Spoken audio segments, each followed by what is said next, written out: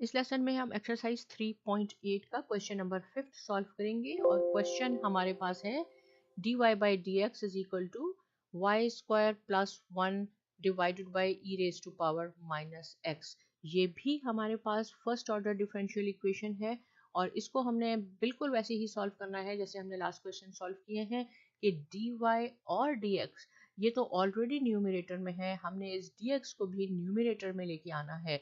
तो इसके लिए क्या करते हैं, सबसे पहले हम dy बाई डी एक्स देखें एज इट इज लिखेंगे।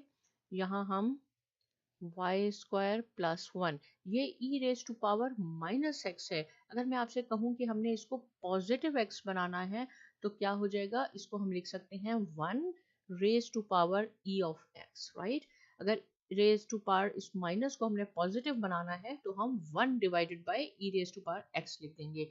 अब क्या होगा नेक्स्ट स्टेप में, ये हो जाएगा d y by d x और ये देखिए 1 डिवाइडेड बाई ई एक्स है तो ये हो जाएगा e x into y square plus 1।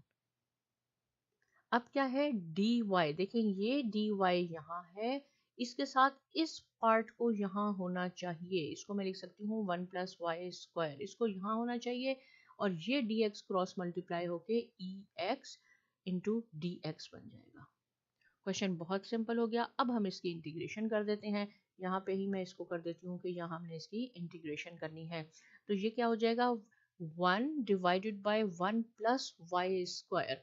ये बहुत क्वेश्चन हमने इसके सॉल्व किए हैं। इसकी इंटीग्रेशन कैसे होती है, इसका डायरेक्ट फार्मूला है जो कि होता है इक्वल tan इनवर्स y। अगर यहाँ x होगा तो tan इनवर्स x हो जाएगा, जो भी यहाँ होगा, यहाँ y है, tan inverse y is equal to e raise to power x plus सी।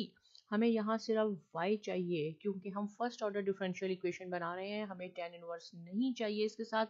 तो क्या करेंगे हम, इसको हम tan इनवर्स से मल्टीप्लाई कर देंगे, सॉरी 10 से हम इसको मल्टीप्लाई कर देंगे